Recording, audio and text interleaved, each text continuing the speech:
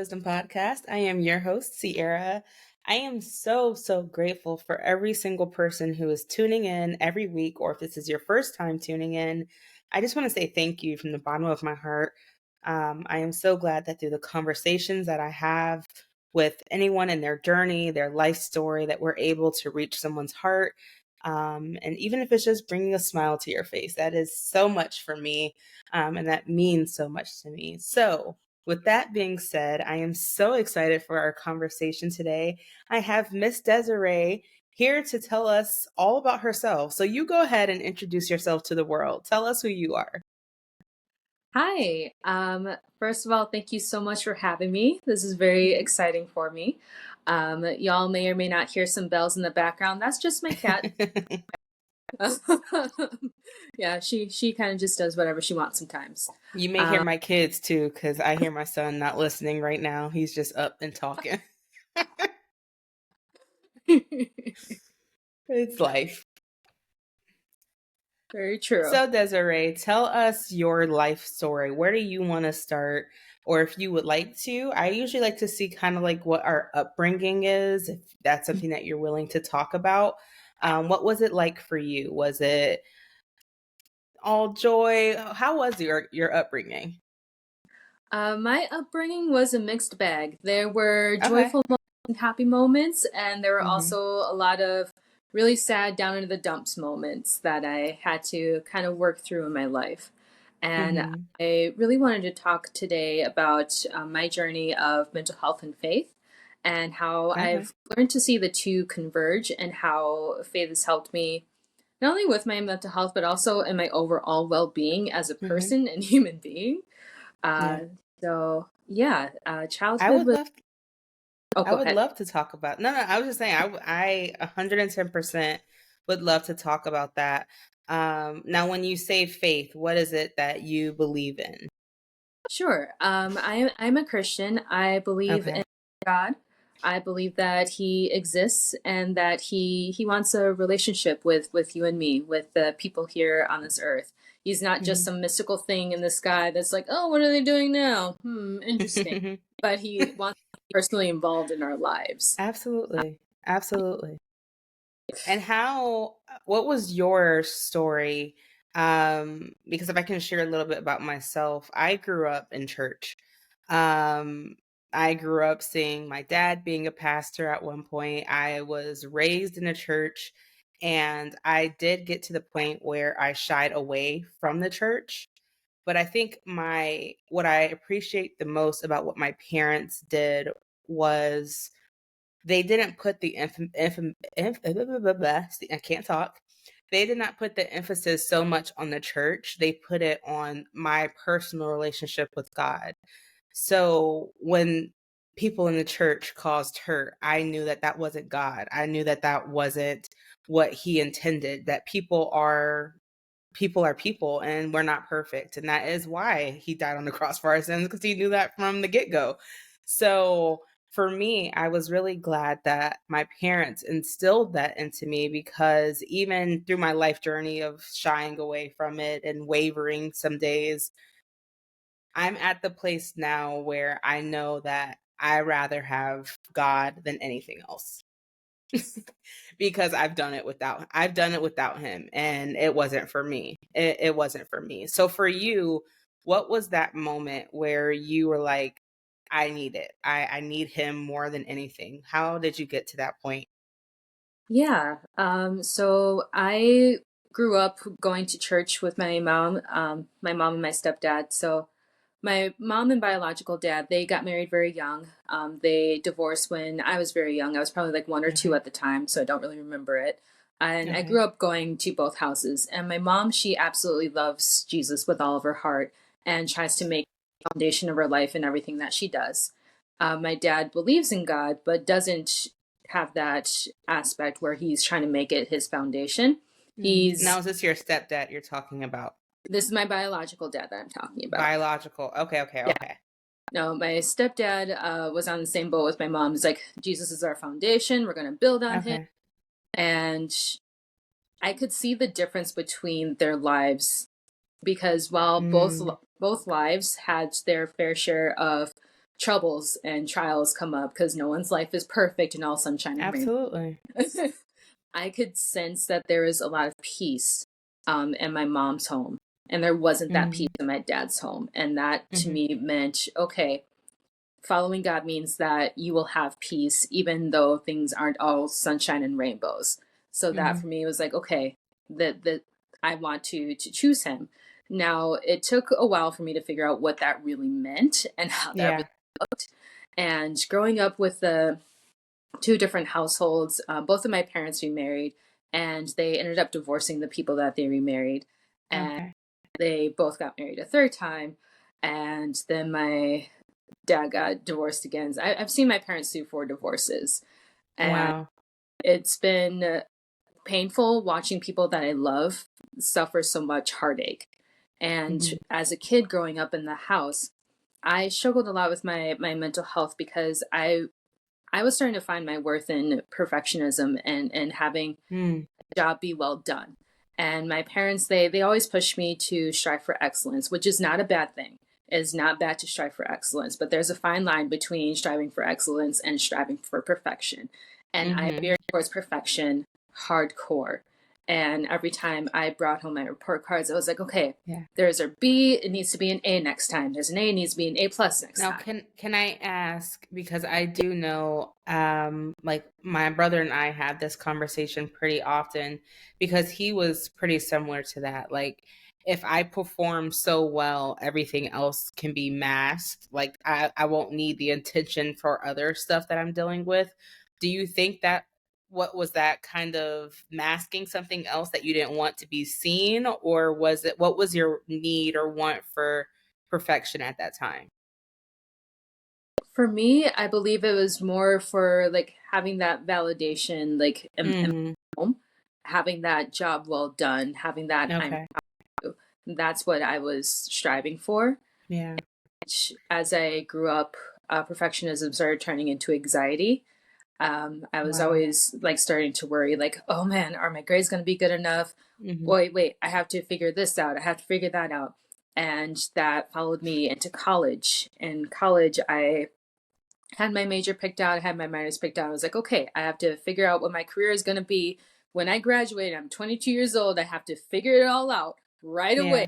Yeah. I can't mess up. I can't make any mistakes. And it's like, no 22-year-old is going to have their life completely figured out. Yeah. What kind of At pressure is all. that? But I kept like putting that on myself, because in my mind I couldn't make mistakes. In my mind, Mm. mistakes were a bad thing. They meant that I wasn't good enough or wasn't enough, Mm. period. And that's not true at all. Yeah. And it took a little bit for me to rewire my brain to not see myself that way. And how that happened was my freshman year of college. I realized I was at a point where I really needed help. And Mhm. what made me realize that I needed help was with all the anxiety, with all the perfectionism, and also with the pain of seeing, a broken home and being brought up in that. I was thinking of injuring myself. I was thinking of Mm. taking a knife or a razor to my arms. And the thing is, I wasn't trying to kill myself.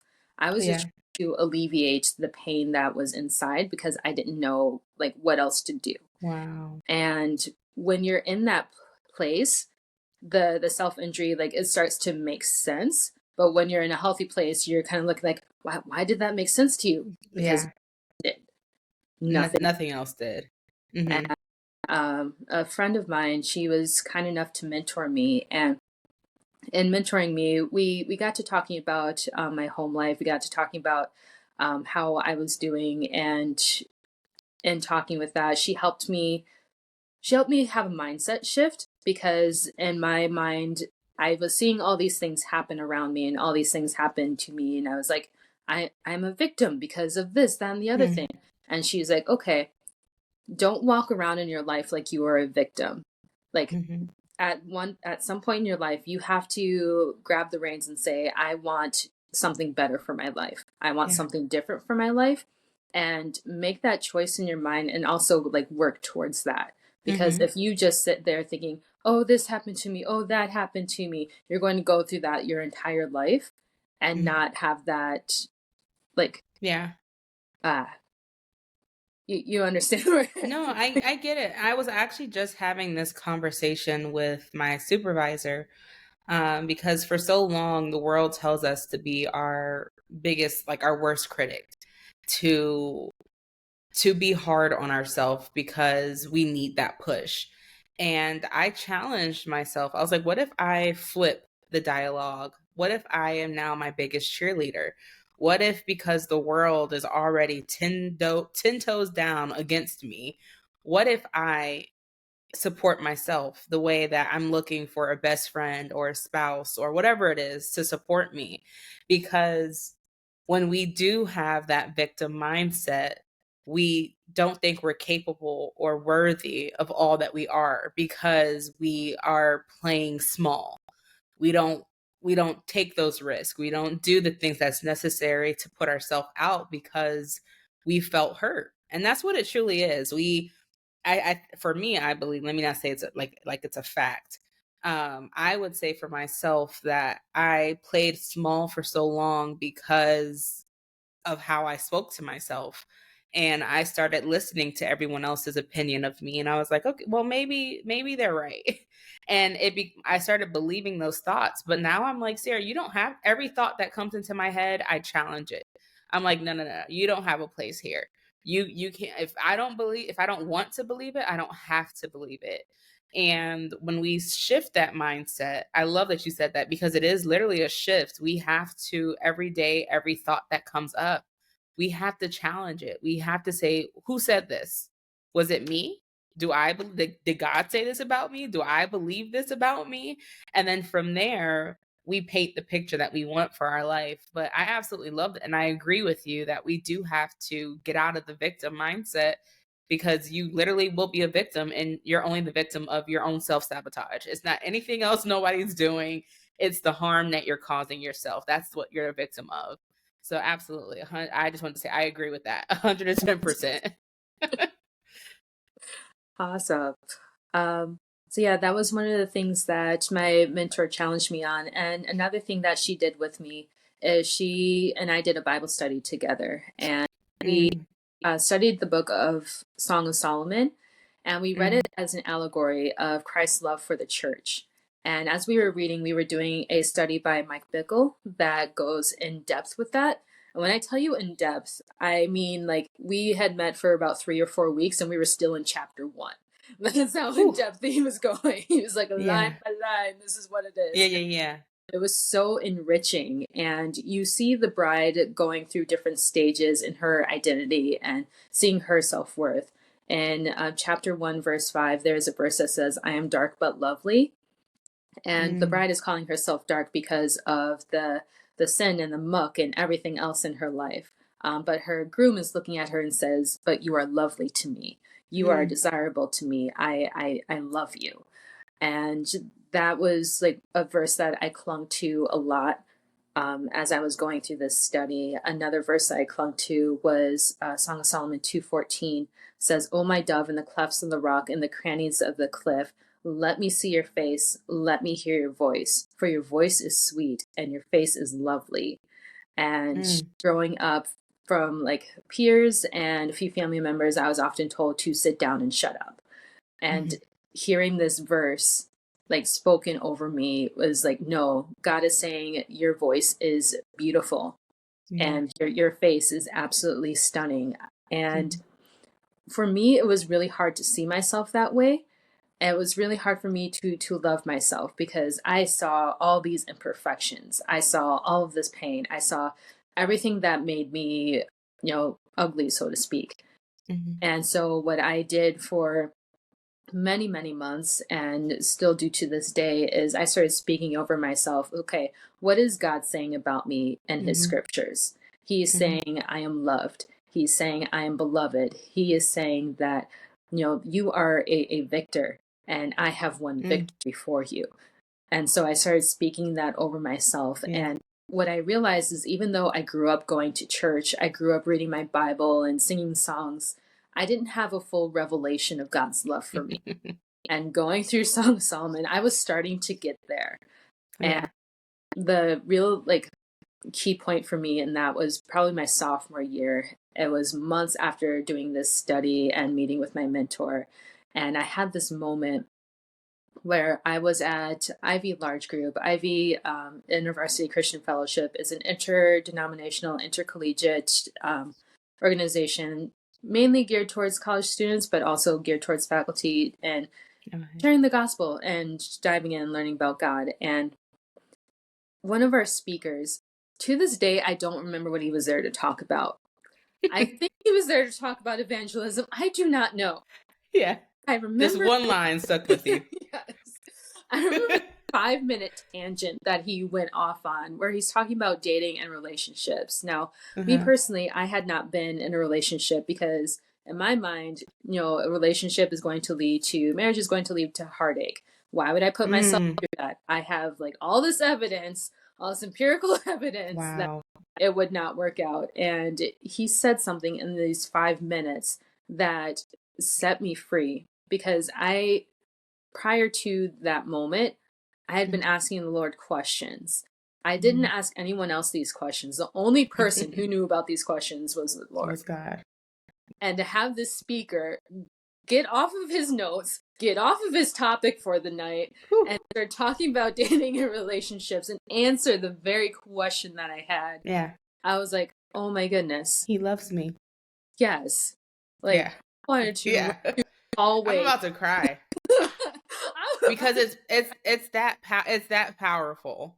And that's my prayer. I don't ever push a relationship on with God on people because that has to be something you desire for yourself.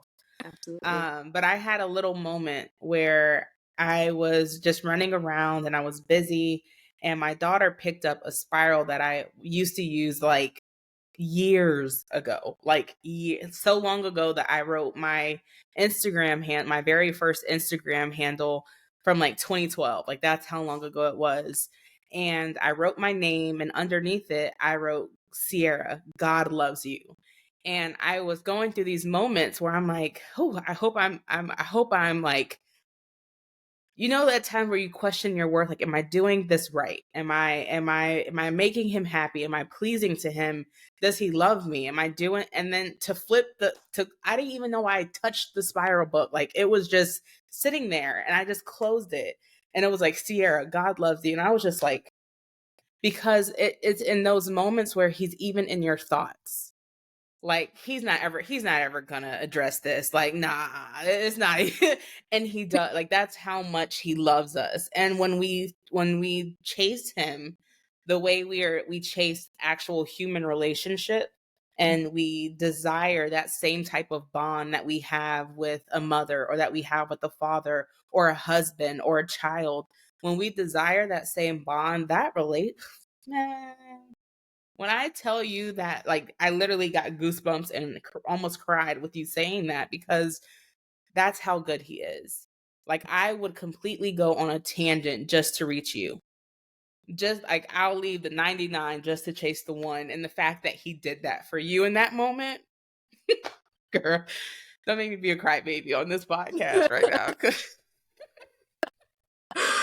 Please, Uh, please don't do it to me, because I will cry right here, right now. I'm gonna It's just that. Yeah, it's just that good. So what did he say for you that completely changed your mind about? Because I do think there's a lot of people, if you're willing to share it, that have seen divorce, that have seen heartbreak after heartbreak, and they no longer desire marriage. They no longer desire a relationship because they've seen what it's like firsthand to see failure after failure. So what was it that he said in that moment, if you could maybe help someone who may be struggling with that? sure.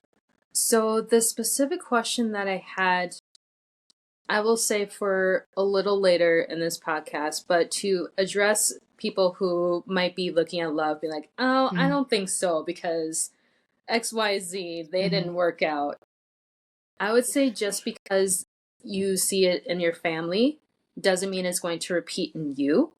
Mhm. And I say that to offer encouragement, but also with the adage of you are going to need to put in the work. Like something Yeah. that noticed with me was, yes, I needed that mindset shift to know that just because I'd seen in my family did not mean that it would repeat in me. But I also needed to get rid of unhealthy habits that I had. I needed to Yeah. put in the work to not only study my Bible, but also like I watch therapy videos online and they are so helpful. I was like, oh, I Mhm. didn't realize that this different kind of dynamic can happen in marriage. Oh, Wow. that's why that happened. So I start like looking at that, but I also look at myself like, okay, what are habits that I have that Mhm. could be worked on? Not that I'm constantly like, oh, check this off, that this is bad, this is bad, this is bad. Yeah, No, yeah, it's just like choosing to be a healthy person and allowing absolutely. that change to happen. Being intentional is what it sounds like you're doing now. You're like, yeah, I know that this was once a problem, but it doesn't have to be this way. So you're doing the work that you have to do in order to see the results that you want to see. Correct. And when we fall in that pity party or that victim mind, or that could have even been for like marriages, like, okay, I've seen failure after failure, there's no way that my marriage is going to be a success. And it's like, but what if it's me? What if I'm the one who can change the cycle that's been going on for generations and generations? What if I am the one that can do X, Y, and Z? And when we shift that way, that's the first step in your mind, and then to start practicing that belief. But you also have to do the hard work. Just because you say, oh, I'm gonna do it, doesn't make it pretty. Like, there is some hard trauma that you may have to deal with. There is some, but if you want the results, if it's something that you truly desire, we do have to get down and dirty sometimes. We got to do the work. Just like if you're in a college class in high school and you got to do, and just to get that A at the end of the semester, you have to do work. So I 110% agree with that. It's not, faith without works is dead. So let's say that. Let's say that. So for now, where do you want to go now in your journey and your story? Like, what are you comfortable with going now? Sure. So, one thing that I want to share is when I had that revelation moment that God really sees me and he really loves me, that was a moment where I stopped wanting to harm myself. Mm, That was a moment where that completely broke for me. And that did not come back till like years later when I was working like 60-hour work weeks and running yeah, myself into the ground. And the thought came back, and I was like, oh no, I have been done with this for several years. Okay, I yeah, need yeah, yeah, lifestyle changes. And yeah. that was the only like potential relapse there. And Um, that is huge because it is that instantaneous to yeah. be delivered from something. It truly is. It can be in a blink of an eye to receive a revelation about God can truly deliver you from something that quickly, where the desire is just no, like, I don't desire to drink alcohol. I don't desire to watch porn. Whatever it is, it can be,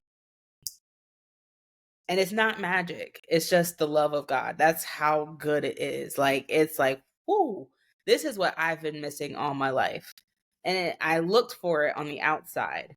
Like, I looked for it from my parents' validation. I looked for it for me. I was searching with men, and I was searching with all of these people, like trying to figure out who can validate me. And it's like, when I got into a line, that's why I said in the beginning of the podcast, I'm at a point in my life where it's like, I would rather have God than anything else, because when I did it without him, it was insane. You have chaos everywhere. It's But there's this peace that you find in him that is just, it leaves you speechless. It truly does. Like, I try to put it into words, but it's like someone has to want that for themselves and experience that for themselves to be like, oh, I got it.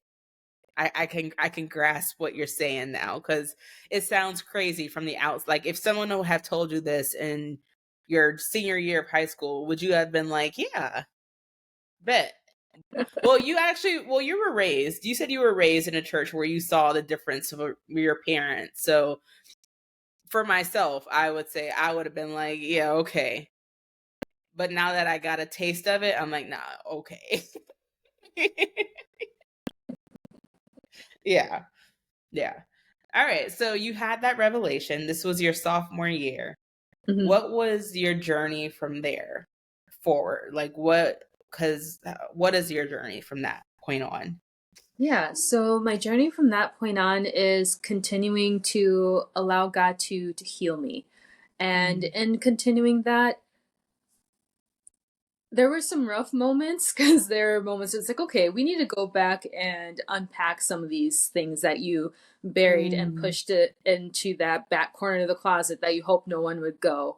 I kind of think about how sometimes with medicine, if someone comes to a doctor with a broken arm, sometimes they have to redo the break because it didn't heal properly. And that's kind of what it felt like for me as I was going through.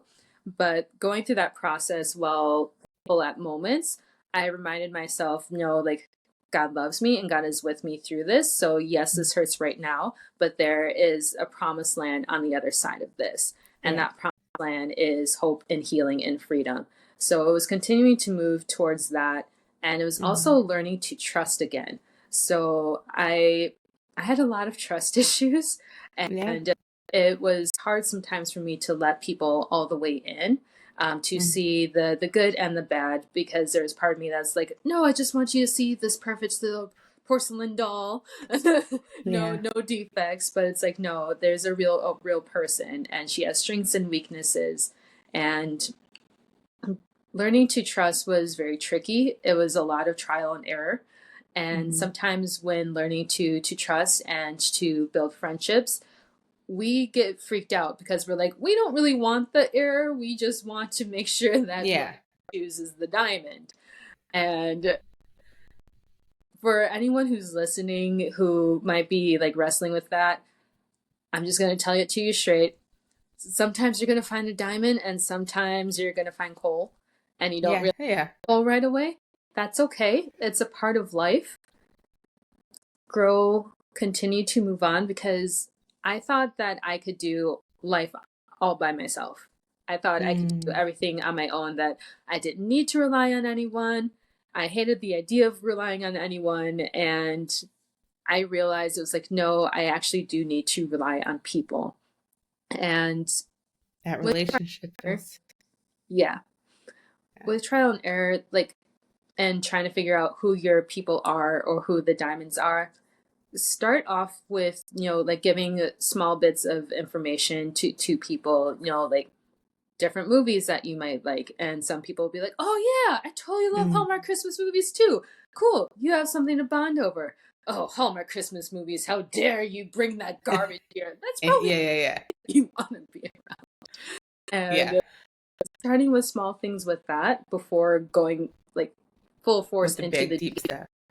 into the Mhm. of the pool, So because can I ask you a question? What were yeah. some helpful tips that you learned in your trust journey, like rebuilding trust, that you have found to be successful? Like, um, where do you have any tips for someone? Like, hey, maybe try this, read this, do this exercise, because rebuilding trust is really hard, even if it's not with that person, because it does start with yourself. So what for you was like your moment where you're like, okay, I can do this again?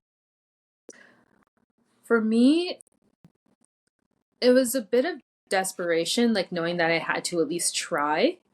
And as I kept going on, learning to forgive myself if I chose someone that wasn't that stellar, but also knowing that like the stellar people were coming. I have two examples with this. So Okay. there was a friend of mine, freshman year of college, who was the helper to all of their other friends. So with me, they always wanted to be, my helper. Like, oh, what are you struggling with? How can I help you? And I was like, oh, hold on, I don't know. Mhm. Mhm. And there were a few times when I was like, okay, I'll throw this person a bone. and say, Okay. okay, this is something that I'm struggling with. And I actually mentioned the self-injury ideation to them, and they were completely dismissive of that, struggle that Mm. I was having. So part of me was like, I just told you this really personal thing. You're over here like, I want to be your helper. I want to be your helper. I want to be your helper. No, Yeah. no, that's not how that works. And while I was disappointed, I reminded myself, it's like, okay, you know what? There are other people that I know that I feel grace from when I talk with them. I feel Mm. encouraged by when I am around them. And when they are speaking, I something in me wants to stand up and say, yes, I want to be better at X, Y, or Z. Not in a Mm. perfectionistic mindset, but in a like healthy growth mindset. And Okay. so people who were exhibiting those qualities, I would start to hang out with them and talk with them more. And I found them to be a safe place when I had struggles, but I also found them to be people who celebrated with me when Mm. I had triumphs and wins. Um, and one of the books that I wrote, I've published 3 books. This one's called Winning the Silent Battle, Exposing 8 Lies Hindering Your Mental Health. Yes. And in chapter 5, I go through a list of a couple things to be looking for. And the first thing is, how do their other friends feel around them? Do you sense that their other friends feel loved and accepted by them? On the other hand, do their friends feel put down or overly criticized? Do they Mm. feel safe to express an opinion that is not, like that main person's, or are they afraid to? Mm. Those are some key things to look out for. People who are afraid to actually be themselves around someone that you're contemplating having a friendship or Mm. relationship with might not be the best person for you to put any eggs in that basket, so to speak. Okay. Um, the next thing, do you sense the grace of God in them? Are they Mm. with you? Are they gracious with you? Or are they dismissive of some of the things that you're struggling with? Or do you share a struggle and they try to one up you and say, well, I have it worse because blah, blah, blah, blah. Mm. The person that's trying Mm-hmm. to help you, mm-mm. Can't stand that. I can't stand that. That's one of my biggest pet peeves. Like, wait, hold on. Wait. We all have struggles, but can I have a moment? Because when you give that grace to people, you just expect people to give that grace to you back, but not everyone is built the same way. So when someone tries to do that one up move or oh, it must be nice or any of those little like jabbing comments, it's just like like when I cheer for you, I cheer for you. Why can't it be the same? Like why is that not, I love that. Keep going down this list because I'm over here thinking through this list with you. I'm like, gee, reevaluate some things. Um, Number 3, are they healthy themselves? So this is a really important one. Like if your Wow. goal is to be a healthier person, an unhealthy person is not going to help you do that. Like say for example, if you decide, "Hey, you know what? I'm going to join this weight loss thing," and if your best friend is like content to be eating fried chicken and Doritos every day of their life, they don't want to make any changes, that's probably not someone that you want to ask you to help in Mhm. your weight loss journey. Same thing with your own mental health journey or your own like growth in your relationship with God. You want someone Yeah. who is healthy, who is on the same page with you, saying, "Yes, this is something that I want to strive for." Um, with a friend, Now, can I ask you one question? yes, Because if I sometimes put my mind in like what listeners will say, like hearing what we're in our conversation. So sure. what would you say to someone who is like, oh, so you want yes friends, like you want someone who strokes your ego or makes you feel good? Would you say that's what you're building around you? No. Um, that's a very good point to bring up. Thank you for that.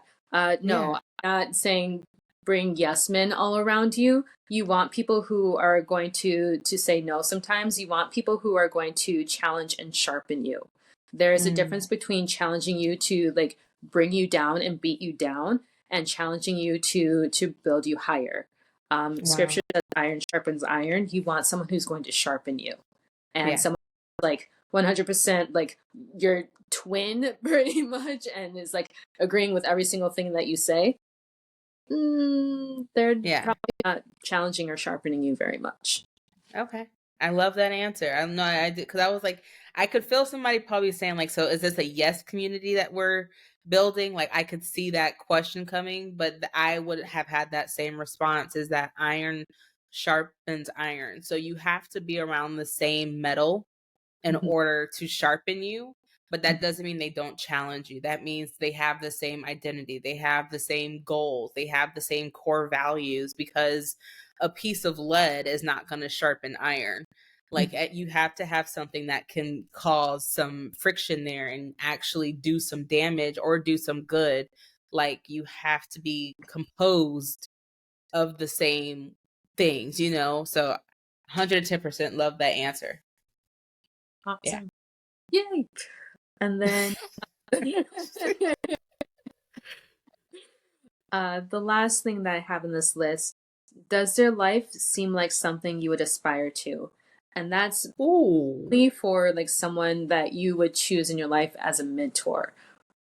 Now, like if you're looking at their life and it's not something that you want, might not be the person that you want to talk with. So if your goal, like say you want to start your own business and you're like, Mhm. hey, I want to be able to make six figures in my business because I want to be able to supply the needs for all of my family. I want to be able to, start putting something away for my kids' college fund. That's my goal.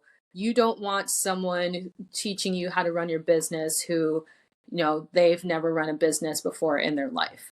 Yeah. They don't know what it actually takes to make six figures aside from being like, oh, well, I read this thing by Tony Robbins, so maybe you should Yeah, do yeah, yeah. Yeah. that. To choose a mentor that like has a kind of lifestyle that you aspire to have. Uh, Absolutely. I say the same thing for marriages because I'm 28 and married, and there's it's really hard for us to make married friends because a lot of we don't have the same values when it comes to marriages. But also there's not a lot of married couples our age that's like close in our proximity. So for us, I'm like, one, I don't want advice from a really divorced couple, like a couple that comes from a place of divorce. Like that's an answer, because if that's not what I'm seeking, I don't want someone who already has gone that route. Not saying that they're wrong, but saying that it is not something that I desire. So when I align with it, I am saying I'm okay with it. Not saying I'm going to go do it, but there's some type of agreement that you come into when you join forces with people, whether it's a friendship, whether it's a relationship, marriage, mentor. When you say, yeah, let's work together, that's some type of alignment and connection that you're making, with subconsciously saying like, okay, this may be a route for me. I hear that you saying finances and issues with finances may lead to divorce. Don't go to divorce, but I'm already there. Like I don't want to get married again. I don't want this for my life. I've been there, done that, don't want it. That's not the type of mentor that I would want in my life. But someone who is married 30 plus years and they know the struggles, but they stuck it out and they can tell me like, "Hey, this is what you need to do for this," or someone that I know puts in the work and not just giving up when things get hard. Yeah, you gotta be in alignment with what you desire. Hey, Kat, she's there. She's here. I was waiting for her to show up. What's her name? Her name is Maddie. She's an Hi, orange. Maddie. Hi, Maddie. Say hi to the people. Oh yeah, she is a superstar. I love it. So let me ask you a question. Yeah. When it comes to you and are you now in a place where you would want a marriage for yourself? Yes, I am in that place. Okay. Um, don't have any prospects yet, but hey, Yeah. one step at You're a time. open to it now though. Yeah, but you're open to it. Are you some I hear that you're on your faith journey and your relationship with God. Is it important to you to have someone that's equally yoked as well? Is this something that you're practicing in relationships as well? Yes, for me, that is very important. I want someone who is growing in their faith. I also want someone who can sharpen me in my faith. Um, Mm, there are some couples that are like, "Oh, we don't have the same faith. We make it work." Good for you. You yeah, do, but not for me. but that's that's my boundary right there. No, yeah, that's a hard no. Deal breaker. Because it can get very, very difficult when your values are not the same because that trickles down to raising kids, to finances. So everything can become a battle unnecessarily when your core value is not the same. So yeah, no, I was wondering because sometimes people are like, like I'd marry a different religion. I'd marry this. So I just was kind of picking your brain on that a little bit. That's dope. Sure. So now, where are we going? Because I'm following you. I'm following you. Is there anything else that you would like to share on your revelation? Maybe if it's the question that was asked at the seminar, or anything that you in your books that you are wanting to go over, because that was a gem that you just dropped from your book. So I'm interested in that as well. Yeah. So there are two things that I want to share, and then I don't know how long these go for, but we can Hey, take your get yeah, yeah, yeah. Take your time. Take your time. So the first thing that I want to share, I mentioned before with like trial and error with trying to figure out the right friends to have around. Mhm. I want to share an example that I have in the book of from one of my favorite shows that came out 2 summers ago now, I think, is called Okay. Falcon and the Winter Soldier. I'm a Hey. huge Marvel nerd. All Yes. Yes. day. But in Falcon and the Winter Soldier, Bucky Barnes, aka the Winter Soldier, Mhm. he he's been through a lot. Okay, he Mhm. was initially born during the time where World War I was happening. He was a soldier during World War I and was captured by an enemy agency called Hydra. He was Mhm. experimented on and brainwashed to be their assassin for several years until he was freed. And Mhm. while he's going through the process of like walking out that new freedom, he's still carrying around a lot of the trauma, a lot of the PTSD, because he's waking up from nightmares where he's doing these assassinations, but he doesn't recall, like, he had no control over it. And so while he's going through at the start of the show shows him in therapy, and he and his therapist Yes. having a conversation, and Maddie, really? Sorry. Maddie said, show them me. Maddie said, I want to be Don't seen, care about the Winter please. Soldier. I am the star. I'm the star here. Oh, hi, precious. She's so cute. I love it. That's all she wanted. She's like, rub me. See, look, she's good Yep, now. he's gone. So yeah, so it starts off with him in therapy. You're Yeah. correct. I've watched all of it. So yeah, I'm just over here like, yeah, she's right. Yeah. So yeah, while he's in therapy, he and his therapist are having a session, and the audience can tell that he and his therapist, they are just not vibing. It's not a Mhm. good fit. And while she is sharing some like good nuggets, he's just like shut down, not having it. And as the story progresses, it's about 6 different episodes. You see him continuing to wrestle with this and also trying to. He says he's making amends, but his friend Sam, who used to counsel soldiers who had been through trauma, he's like, "Can I give you some tough love?" And in a 10-minute conversation that Sam has with him, he gets farther with him than all the sessions that Bucky had with this therapist. And in that moment, he is telling Bucky what he needs to do to actually get out of this rut that he's in, to actually Yeah. move forward and to find the peace that he is so desperately searching for. And Bucky takes his advice. He starts taking his advice one bit Mhm. at a time, and you can see, like, okay, he's starting to get better. I'm not gonna say, hey, he's picture perfect health. He ain't there yet, but he's getting there. Yeah, no, He's no. starting. Yeah. And Someone broke into his that hard skeleton he had up. yes, Mhm. so I share that to say, to like offer encouragement. Like, yes, that is a TV example, but how often does that happen in real life? Like, so Mhm. many times have I wanted to shut people out, but decided, okay, no, maybe this other person is worth it, and found so much freedom and so much joy in building that friendship. Mm. So I want to encourage any of you listening, like, do it. Try again. It's worth it. You're worth it. Mhm.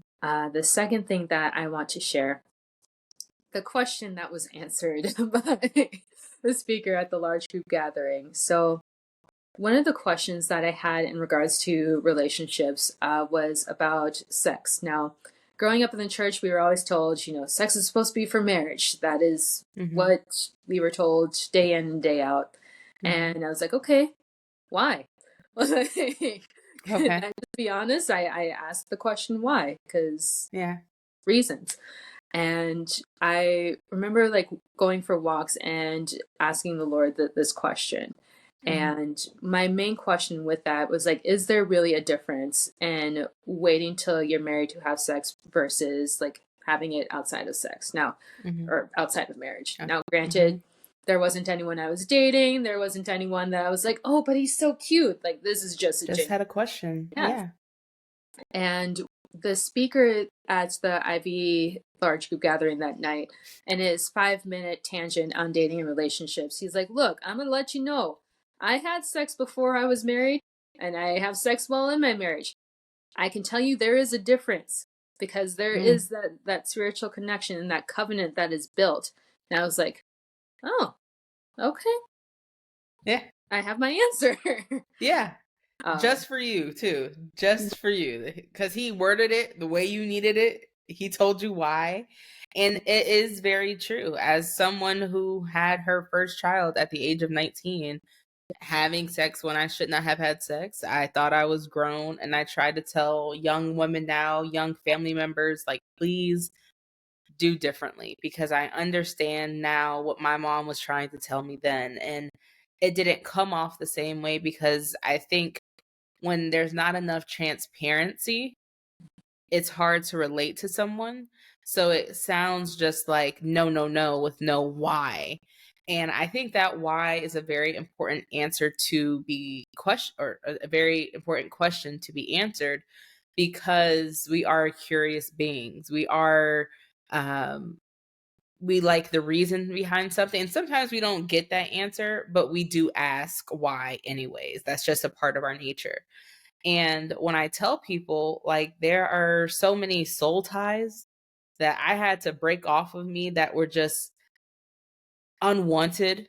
They were not even really satisfying, but you're in the moment because you're looking for validation from someone. So you've let someone into your temple, into the one thing that you have control over. And it wasn't even now, some people are absolute like sexual beings, like they thrive on it.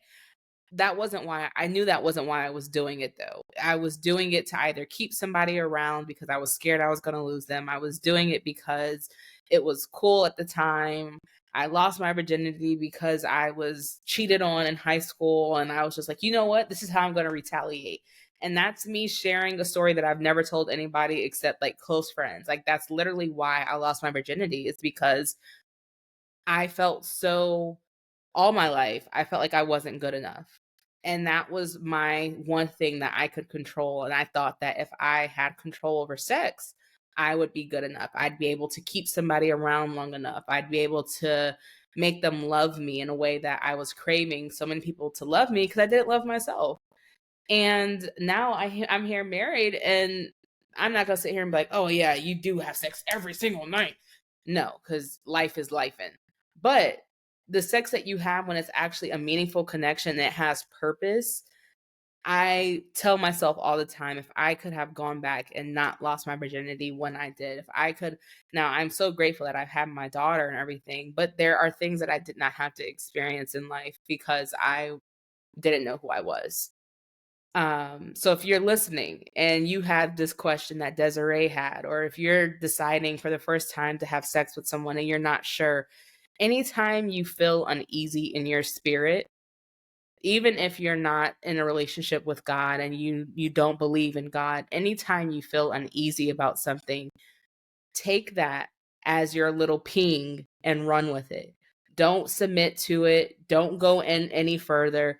Turn around and stop. Take a moment and let that just be your reminder to be like, whoop, maybe I need protection for something, because I had that, like, I had the biggest red alert right before I lost my virginity, and I was like, Sierra, just shut your brain off. Don't think about it. Keep going. Like, just you're here now. You can't punk out. And I wish I would have listened to that. I wish I would have been more in tune with my spirit telling me, like, Sierra, I'm trying to protect you, because that's what he was doing. He was trying to protect me from so much unnecessary trauma that I went through because of um, not having my identity built in him. And so I 110% would say um, I do see the benefit of waiting till marriage. And I know we don't live in that culture right now. Everything is right now. Everything is tested out before you get married, because what if it sucks? What if it live with them before you get married? And it's like, sweetheart, you can either learn when you get there, or you're going to keep figuring it out until you get it. But I can promise you it ain't necessary.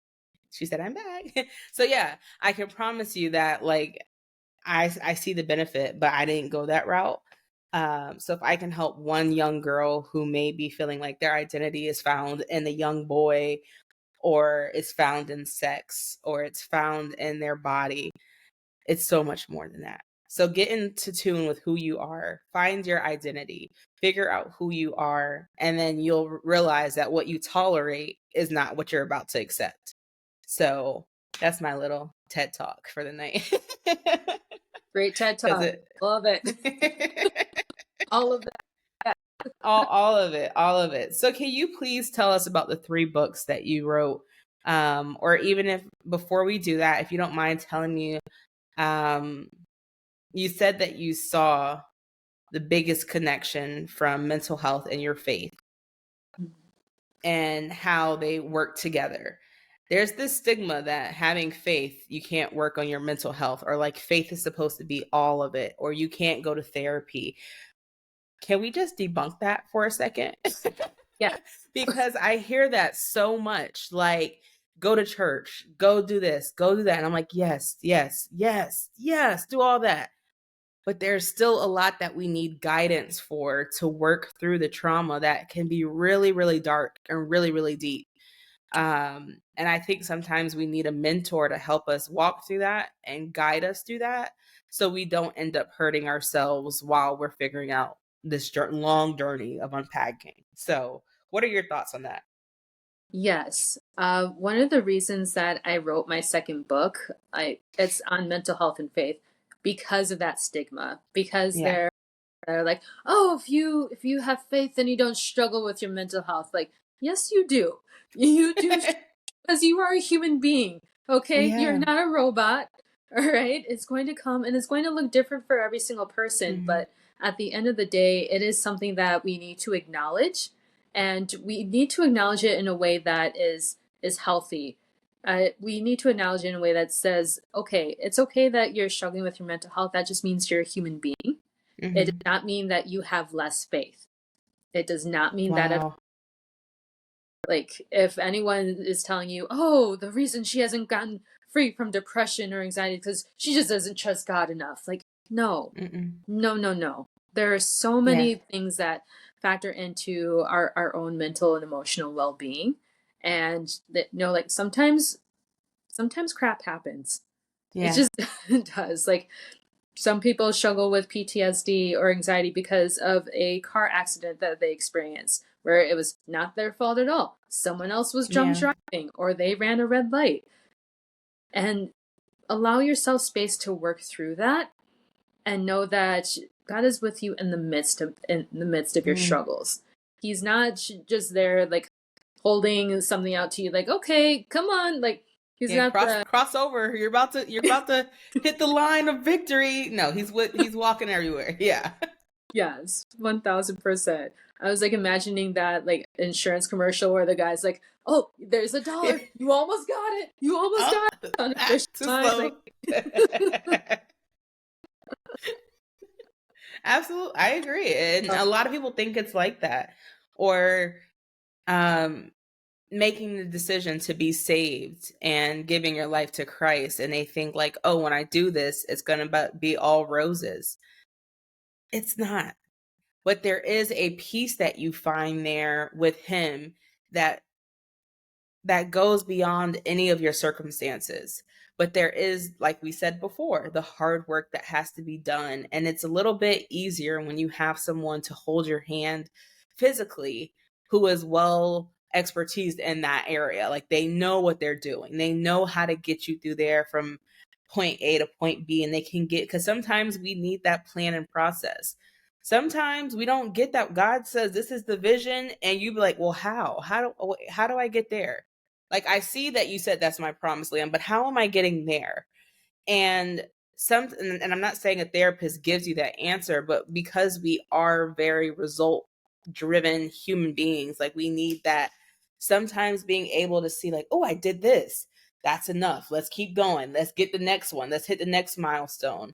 It helps. And therapy is needed, guys. Therapy, I can't wait until my insurance kicks back in so I can go get me a nice old therapist and work through, because we have stuff that we have to work through. And um yeah, so tell us please about your books. I am so excited, and I'm going to be purchasing these because yes ma'am, just from chapter 5 when you was dropping bullets, I was like, wow, she's targeting me.